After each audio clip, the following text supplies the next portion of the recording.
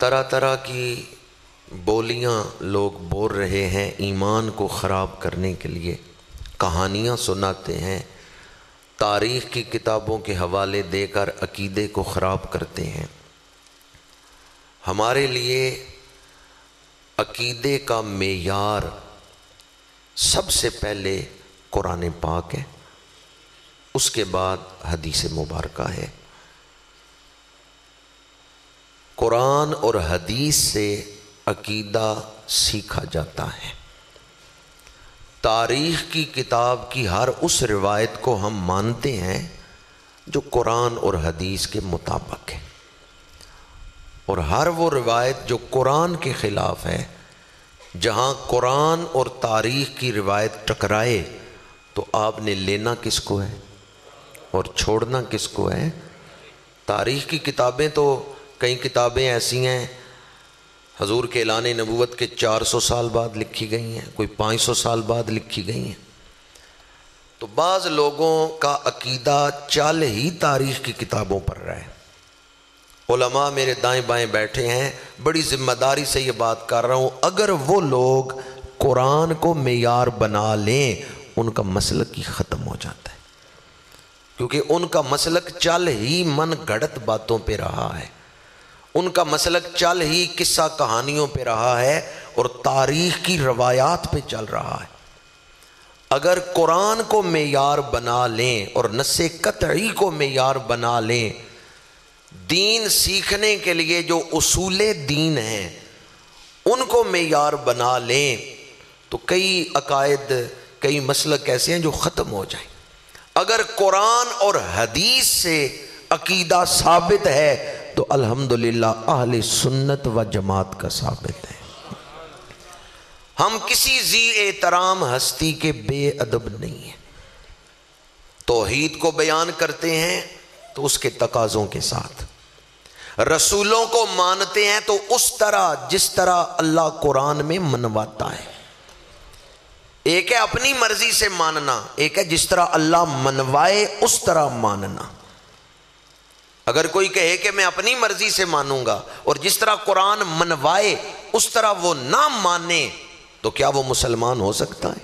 نہیں۔ رسولوں کو اس طرح ماننا ہے جس طرح قرآن منواتا ہے، اور قرآن جس کو منوائے کہ یہ شان والے ہیں، یہ عظمت والے ہیں، مومن وہ ہے۔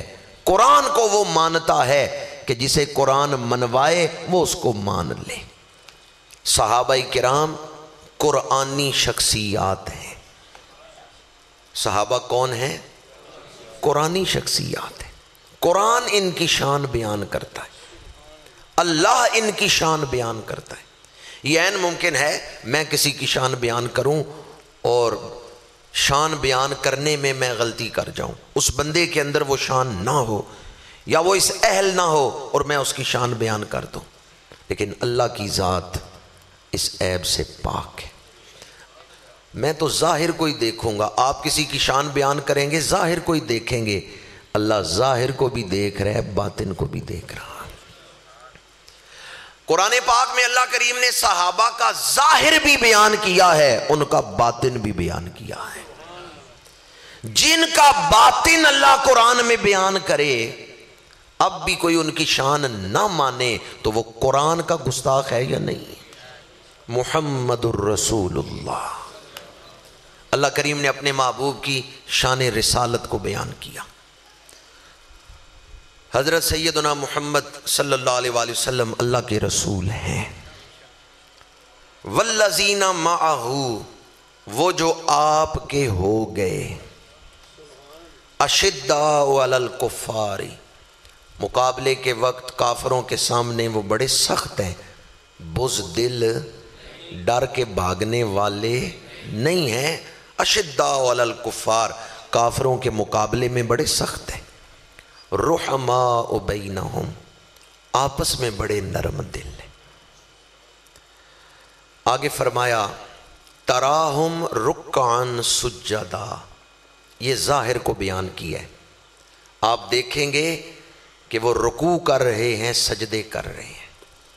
آگے ان کا باطن بیان کیا ہے۔ ممکن ہے کوئی ریاکاری سے سجدے کرے، ممکن ہے کوئی دکھلاوے کے سجدے کرے، پر صحابہ کا باطن، ان کی نیت اللہ بیان کر رہا ہے.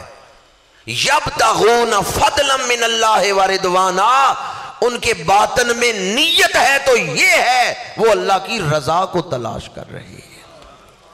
خضوع و خشوع کے ساتھ سجدے کر رہے ہیں. دھیان بھی ہے، گیان بھی ہے. دھیان بھی رب کی طرف ہے اور دل میں کیفیت بھی ہے. دونوں چیزیں ہیں. جدھر دھیان ہے دل میں شوق، بندگی کا شوق، عشق، اللہ کی محبت، اخلاص، للہیت، یہ خشوع بھی ان کے اندر پایا جاتا ہے. خضوع بھی ہے، خشوع بھی ہے. جدھر دھیان ہے ادھر یکسوئی بھی ہے. ہم تن متوجہ ہیں اللہ کی بارگاہ میں. یبتغون فضلا من اللہ ورضوانا. بعض لوگ عبادت کرتے ہیں تو ان کا دھیان ہی نہیں ہوتا کہاں کھڑے ہیں، کھڑے نماز میں ہیں اور دھیان دنیا کی طرف ہے. بعض لوگ دھیان کر لیتے ہیں کہ میں نماز میں کھڑا ہوں، پر اندر کیفیت نہیں پیدا ہوتی. جو کیفیت قیام میں ہونی چاہیے اندر وہ کیفیت نہیں، للہیت نہیں آتی. قرآن نے صحابہ کی شان بیان کی ہے، ان کا دھیان بھی رب کی طرف ہے اور ان کی نمازوں میں خشوع و خضوع بھی ہے. یبتغون فضلا من اللہ ورضوانا. ان کی نیت کیا ہے؟ وہ اللہ کے فضل کو اور اللہ کی رضا کو تلاش کر رہے ہیں کہ ہمارا رب ہمارے اوپر راضی ہو جائے. ایک اور مقام پر اللہ کریم نے صحابہ کے باطن کو بیان کیا ہے. وَاصْبِرْ نَفْسَكَ مَعَ الَّذِينَ يَدْعُونَ رَبَّهُمْ بِالْغَدَاةِ وَالْعَشِيِّ يُرِيدُونَ وَجْهَهُ. محبوب ان کے پاس بیٹھیں، محبوب ان کے پاس آپ تشریف فرما ہوں. کن کے پاس؟ جو صبح و شام اپنے رب کا ذکر کرتے ہیں. یریدون وجہہ، اور اپنے رب کی رضا کو تلاش کرتے ہیں، اس کا قرب پانا چاہتے ہیں. میں جو بات آپ کی خدمت میں عرض کرنا چاہتا ہوں، بعض لوگ جب ہم شان صحابہ بیان کرتے ہیں تو وہ صحابہ کے باطن پر حملہ کرتے ہیں کہ جی اندر سے یہ کیفیت تھی. اللہ تعالیٰ نے جب ان کو رضا کا سرٹیفکیٹ عطا کر دیا کہ اللہ ان سے راضی ہو گیا ہے، تو معاذ اللہ کیا اللہ نے ایسے لوگوں کو رضا کا سرٹیفکیٹ دیا جو اندر سے ٹھیک نہیں تھے. لَقَدْ رَضِيَ اللَّهُ عَنِ الْمُؤْمِنِينَ إِذْ يُبَايِعُونَكَ تَحْتَ الشَّجَرَةِ. میں پہلے بھی عرض کر چکا ہوں، میں اور آپ دھوکہ کھا سکتے ہیں. ہم کسی پر راضی ہوں، ہم کسی پر خوش ہوں، ہم کسی کی شان بیان کریں اور اندر سے وہ بندہ ٹھیک نہ ہو. اللہ پر یہ عیب لگا سکتے ہیں؟ معاذ اللہ ثم معاذ اللہ.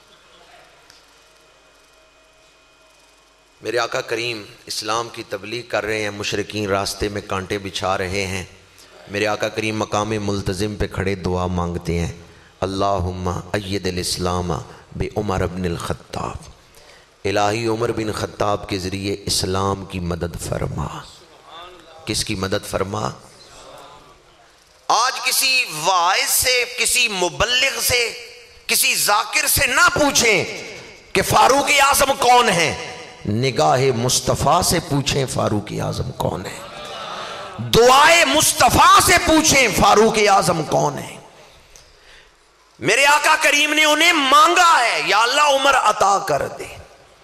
عمر مراد قلب مصطفیٰ ہے. ہر کسی کو اسلام کی ضرورت ہے، اور اسلام کی تاریخ میں ایک ایسا مرحلہ آ گیا جب اسلام کو عمر کی ضرورت ہے. میرے آقا کریم نے مانگا ہے، یا اللہ عمر عطا کر دے. معاذ اللہ ثم معاذ اللہ اگر حضرت فاروق اعظم اہل اسلام کے لیے یا اسلام کے لیے یا اہل بیت کے لیے نفع بخش نہ ہوتے، حضور مانگتے ہی نہ. نزول وحی کا دور تھا، اللہ جبریل بھیج دیتا، محبوب آپ کے وصال کے بعد یا آپ کی آل کے خادم نہیں ہوں گے، لہٰذا میں آپ کو نہیں دیتا. اللہ دعا قبول ہی نہ کرتا. حضور نے مانگا ہے، اللہ نے عطا کیا ہے. مطلب کیا ہے؟ فاروق اعظم بارگاہ مصطفیٰ میں بھی مقبول ہیں، بارگاہ خدا میں بھی مقبول ہیں. مصطفیٰ دی دعا دا اثر ویکھیا، سر چکا کے کھلوتا عمر ویکھیا. اسد الغابہ اٹھا کے دیکھیں صحابہ کرام حضرت فاروق اعظم کے اسلام کو کس نظر سے دیکھتے ہیں. دوبارہ حوالہ دے رہا ہوں اسد الغابہ. صحابہ کرام کی زندگیوں پر تفصیل سے شرح و بس سے یہ کتاب لکھی گئی. اسد الغابہ میں ہے، صحابہ کہتے ہیں جس دن حضرت فاروق اعظم نے کلمہ پڑھا ہے نا، ہم نے کہا اسلام کا عروج شروع ہو گیا ہے. آپ نہیں سمجھے میں نے کیا کہا ہے؟ جن کے قبول اسلام کے ساتھ صحابہ اسلام کے عروج کو وابستہ کر رہے ہیں. اور اسی کتاب اسد الغابہ میں ہے کہ جس دن حضرت فاروق اعظم کا وصال ہوا تو ہم ایسے سمجھتے تھے جیسے کوئی شخص مل کے چلا جاتا ہے نا، تو ہم کہتے تھے اب اسلام کا رعب گھٹ گیا ہے. حضرت سیدنا فاروق اعظم کلمہ پڑھے تو آسمان سے جبریل آ جائیں مبارک دینے کے لیے. حضرت فاروق اعظم کلمہ پڑھے فکبر النبی صلی اللہ علیہ وآلہ وسلم، میرے آقا کریم کی زبان پاک سے بے ساختہ نکلے اللہ اکبر، نعرہ تکبیر. حضرت فاروق اعظم کے قبول اسلام کا ذکر ہو تو اللہ اکبر کہنا میرے آقا کریم کی سنت مبارکہ ہے. اور بعض تاریخی کتابوں میں ہے جب حضور نے اللہ اکبر کہا تو جتنے صحابہ تھے نا دار ارقم میں، انہوں سب نے کہا اللہ اکبر. مکے کی وادی گونج اٹھی اللہ اکبر سے. ابو جال نے کہا یہ اللہ اکبر کی صدا کیوں بلند ہوئی ہے؟ بتایا گیا عمر بن خطاب نے کلمہ پڑھ لیا ہے. ابو جال نے کمر پہ ہاتھ رکھا، اس نے کہا کفر کی کمر ٹوٹ گئی ہے. عمر نے کلمہ پڑھ لیا، کفر کی کمر ٹوٹ گئی ہے. جن کے کلمہ پڑھنے سے آسمانوں میں خوشیاں منائی جائیں اور کافروں کے گھر مرنا پڑ جائے، کافروں کے گھر افسوس کرنے کے لیے لوگ اکٹھے ہو جائیں، وہ عمر اسلام کی عزت ہے. جن کے کلمہ پڑھنے پہ آسمان سے جبریل آئیں مبارک دینے، انہیں فاروق اعظم کہتے ہیں. اور جن کے کلمہ پڑھنے کے بعد ایک نماز بھی چھپ کے نہیں پڑھی گئی، انہیں فاروق کہتے ہیں. نماز پڑھنے کا وقت آیا تو حضرت فاروق اعظم عرض کرتے ہیں یا رسول اللہ صلی اللہ علیہ وسلم، عمر بھی آپ کا غلام ہو اور پھر ہم اندر چھپ کے نماز پڑھیں. آج ہم کعبے کے سامنے جا کے نماز پڑھیں گے. میں دیکھتا ہوں کون سا مکے کا سورما ہے جو میرے نبی کو وہاں نماز پڑھنے سے روکتا ہے. ایویں نہیں دنیا دیوانی عمر دی، آزاد کعبہ نشانی عمر دی. ایویں نہیں دنیا دیوانی عمر دی، آزاد کعبہ، آزاد کعبہ. حضرت فاروق اعظم کے کلمہ پڑھنے سے پہلے مسلمانوں کو اجازت نہیں تھی وہ کعبے کے سامنے جا کے نماز پڑھ سکے. ایویں نہیں دنیا دیوانی عمر دی، آزاد کعبہ. اور دوسری نشانی بیان کر رہا ہوں، یہ جو 5 وقتہ اذان ہوتی ہے نا، اذان، یہ مشورہ حضرت فاروق اعظم نے دیا. میرے آقا کریم نے صحابہ کو اکٹھا کیا ہے اور مختلف صحابہ نے مختلف مشورے دیے ہیں. کسی نے کہا آگ جلائی جائے جب نماز کا وقت ہو، کسی نے کہا کہ کوئی ساز جو ہے وہ آواز بلند کی جائے، پتہ چلے کہ نماز کا وقت ہو گیا ہے. حضرت فاروق اعظم نے اذان دینے کا مشورہ دیا ہے اور پھر اللہ تعالیٰ کی بارگاہ سے اس مشورے کو ہی شرف قبولیت بخشا گیا ہے. میرے آقا کریم نے 2 قبلوں کی طرف چہرہ پاک کر کے نماز ادا کی ہے. حضور امام القبلتین ہیں اور ان دونوں قبلوں میں پہلی نماز پڑھائی ہے تو حضرت فاروق اعظم نے پڑھوائی ہے. بیت اللہ شریف میں بھی پہلی نماز حضرت فاروق اعظم نے پڑھائی ہے اور اپنے دور خلافت میں مسجد اقصیٰ فلسطین کو فتح کر کے وہاں پہلی نماز مسلمانوں کو پڑھوائی ہے تو حضرت فاروق اعظم نے پڑھائی ہے. میرے آقا کریم امام القبلتین ہیں، فاروق اعظم مؤذن قبلتین ہیں. ان دونوں جگہوں پہ اللہ اور اس کے رسول کا نام بلند ہوا ہے تو حضرت فاروق اعظم کے ذریعے سے ہوا ہے. میرے آقا کریم نے دعا کیا فرمائی، اللہم اید الاسلام بعمر ابن الخطاب، پروردگار عمر بن خطاب کے ذریعے اسلام کی کیا فرما، کس کی مدد فرما. بعض لوگوں نے اس کو صرف حضرت فاروق اعظم تک کی محدود سمجھا، پر شارحین نے لکھا ہے میرے آقا کریم دیکھ رہے تھے عمر خود بھی اسلام کے لیے نفع بخش ہوگا، عمر کی آنے والی نسلیں بھی اسلام کی خدمت کرتی رہیں گی. پاکستان میں سلسلہ چشتیہ کی جو مرکزی درگاہ ہے نا، سلسلہ چشتیہ کا جو سب سے بڑا آستانہ پاکستان میں ہے وہ حضرت فاروق اعظم کے بیٹوں کا ہے.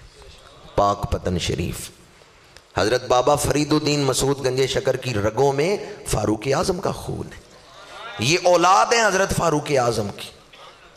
اور اس خطے میں ہندوستان اور پاکستان کے اندر جو سلسلہ نقشبندیہ کا سب سے بڑا مرکز ہے سرہند شریف، امام ربانی مجدد الفسانی کی رگوں میں فاروق اعظم کا خون ہے. حضرت بابا فرید الدین مسعود گنج شکر اور امام ربانی مجدد الفسانی یہ دونوں اولاد ہیں حضرت فاروق اعظم کی. میرے آقا کریم دیکھ رہے تھے عمر صرف خود ہی نہیں، عمر کی اولاد بھی اسلام کی خدمت کرتی رہے گی. مصطفیٰ دی دعا دا اثر ویکھیا، سر چکا کے کھلوتا عمر ویکھیا.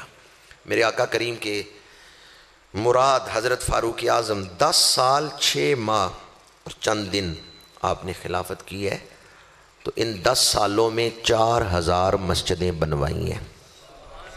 ان 10 سالوں میں 1056 شہر قصبات سمیت 1056 شہر فتح کیے ہیں.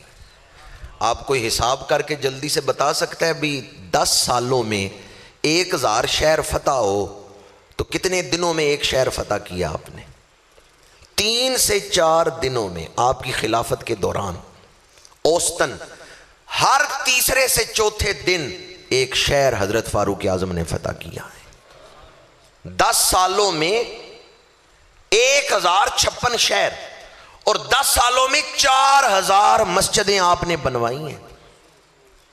10 سالوں میں اگر مسجدیں تقسیم کی جائیں نا کہ آپ نے کتنی مسجدیں کتنے دنوں میں بنوائی ہیں تو روزانہ ایک مسجد ہے.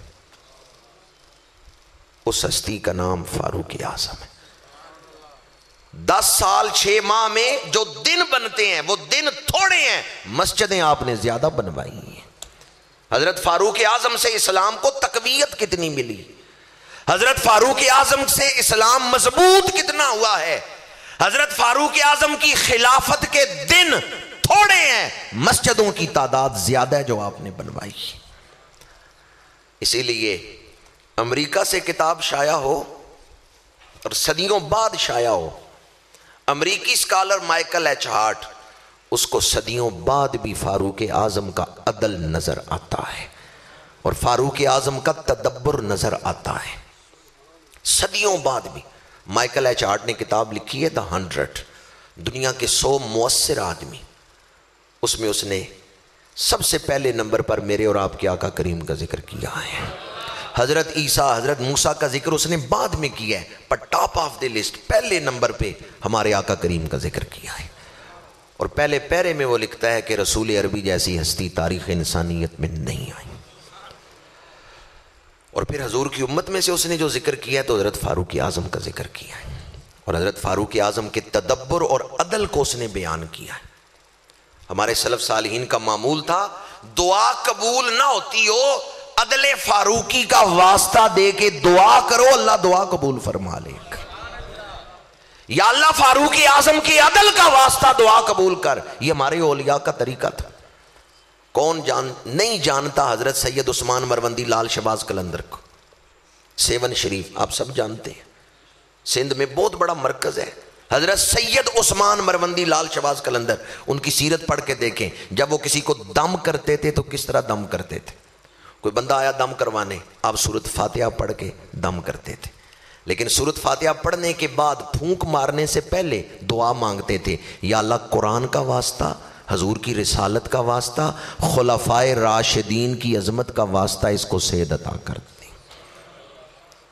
حضرت لال شہباز قلندر خلفائے راشدین کی عظمت کا واسطہ دے کے دم کر رہے ہیں.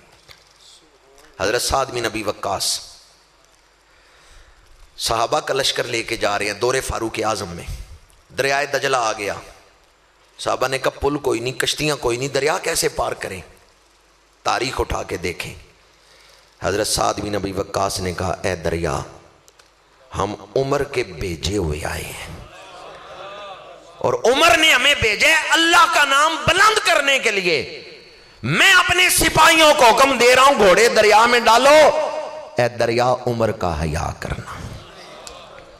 حضرت سلمان فارسی اس لشکر میں تھے. حضرت سلمان فارسی رضی اللہ تعالیٰ عنہ فرماتے ہیں ہم دریا میں ایسے جا رہے تھے جیسے خشکی پہ چل رہے ہیں. دشمن قوم، انہوں نے جب دیکھا نا دریا کی بپھری ہوئی لہروں میں صحابہ کے گھوڑے چل رہے ہیں اور صحابہ کوئی ڈر نہیں رہے، تو وہ دشمن فوج کے حوصلے پست ہو گئے، ان کے لوگ بھاگنے لگے۔ انہوں نے کہا یہ تو کوئی جن آ رہے ہیں، انسان نہیں آ رہے۔ ایسے بے باک لوگ، بے خوف لوگ ہیں۔ اور جب دریا پار کیا، ایک شخص ابن عامر، اس کا پیالہ لکڑی کا پیالہ تھا، وہ دریا میں گر گیا تھا۔ حضرت سعد بن ابی وقاص نے پوچھا کسی کا کوئی سامان دریا میں تو نہیں گر گیا؟ سب نے کہا جی سواریاں بھی سلامت ہیں، ہم بھی سلامت ہیں، سامان بھی سلامت ہے۔ ابن عامر نے کہا میرا پیالہ گر گیا ہے۔ حضرت سعد بن ابی وقاص نے کہا اے دریا، عمر بن خطاب کے عدل کا واسطہ، عمر کے سپاہی کا پیالہ واپس کر۔ دریا کی لہروں نے پیالہ اچھال دیا ہے۔ علامہ اقبال سے کسی نے پوچھا کیا یہ ممکن ہے کہ کوئی پانی سے باتیں کرے؟ اقبال نے کہا خدا اگر دل فطرت شناس دے تجھ کو، سکوت لالا و گل سے کلام پیدا کر۔